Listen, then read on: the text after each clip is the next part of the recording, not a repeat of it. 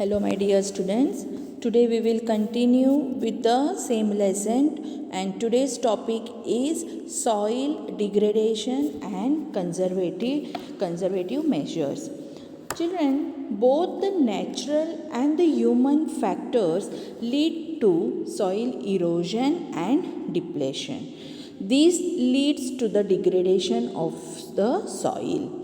Soil erosion is the carrying away of the topsoil due to the physical factors like slope of land, wind, floods, landslides, and other factors like deforestation, overgrazing, construction, and mining activities.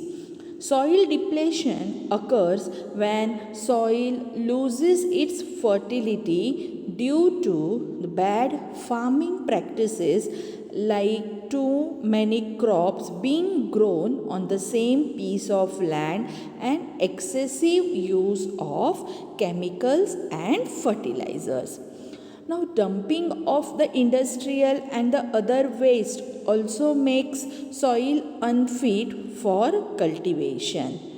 Soil conservation includes all methods used to prevent soil degradation. The involvement of the farmers is essential for the conservation of soil. Now, children, some possible methods of soil conservation are mulching, counter barriers, rock dam, terrace farming, intercropping, counter plowing, and shelter builds. Let us study one by one. First one is the mulching. Now, children, in mulching, the bare ground between the plants is covered with the layer of organic matter like straw and it helps to retain the soil moisture. Now, what is mulching? Let us see. Children, mulch is simply a protective layer of a material that is spread on top of the soil. Mulches can either be organic, such as grass clippings, straw, bark chips, and similar materials, or inorganic, such as stones, brick chips, and plastic. Both organic and inorganic mulches have numerous benefits. Now, what is mulch? A mulch is a layer of material applied to the surface of soil. Now, reasons for applying the mulch includes conservation of the soil moisture, improving the fertility and the health of the soil, and also reduces the weed growth and enhancing the visual appeal of the area. Now, children, mulching is a common practice among the strawberry growers in northern climates. In this situation, mulch is used to protect the crop during the winter and to help to prevent early blooming of the plants. Plants that bloom too early are more likely to be damaged by the spring frost. Second method is counter barriers. In counter barriers are the counter strips which intercept downslope flowing water and soil particles. These barriers slow down the water movement and reduces its erosive force. They also filter out and trap many of the suspended soil particles, keeping them from being washed out of the field.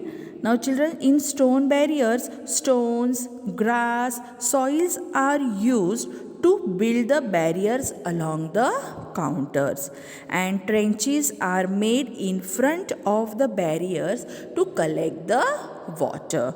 So, this is one of the conservative measure. Then third one is the rock dam.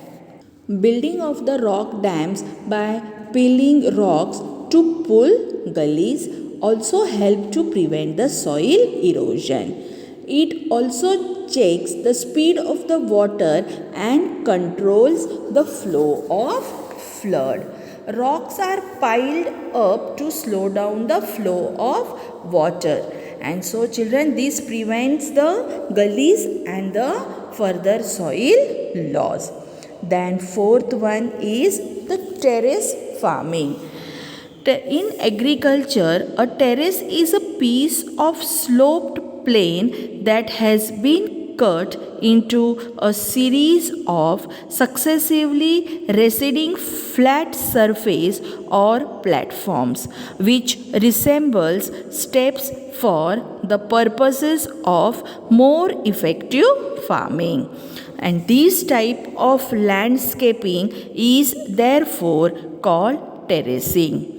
Graduate terrace steps are commonly used to farm or hilly or mountainous terrain. Terraced fields decrease both erosion and surface runoff and may be used to support growing crops that require irrigation such as rice. So this is about the terrace farming. Then fifth one is the intercropping. Different crops are grown in the alternate row and are sown at the different types to protect the soil from the rain wash. It is a multiple cropping practice that involves growing two or more crops in proximity. In other words, intercropping is the cultivation of two or more crops simultaneously on the same field. The most common goal of intercropping is to produce a greater yield on a given piece of land by making use of resources or ecological process that would otherwise not be utilized by a single crop. What is the benefit of intercropping? Intercropping of the compatible plants can also encourage biodiversity by providing a habitat for a variety of insects and soil organisms that would not be present in a single crop environment. Then next one is the counterploughing. Counterploughing, it is the farming practice of ploughing or planting across a slope following its elevation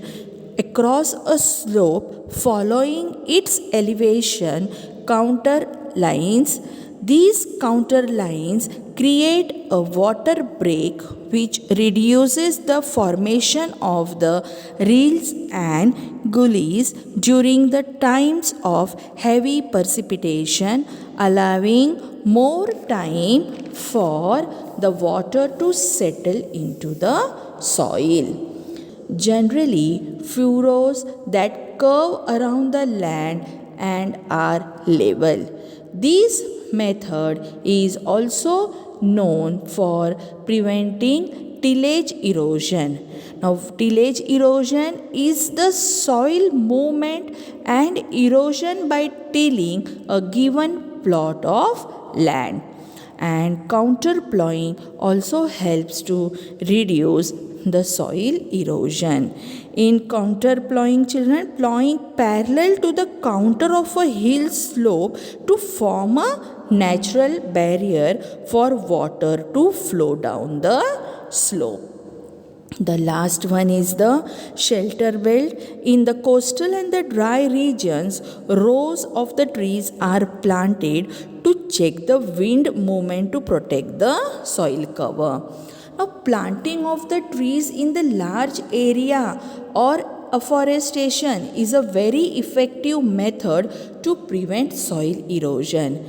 This increases the forest cover and is the best way to conserve soil.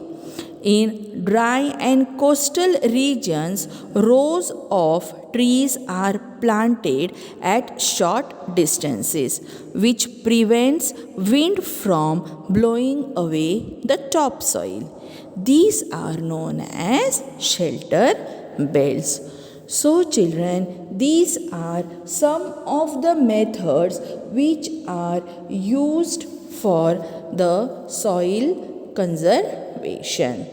So, children, today we have completed the soil as a resource. Thank you.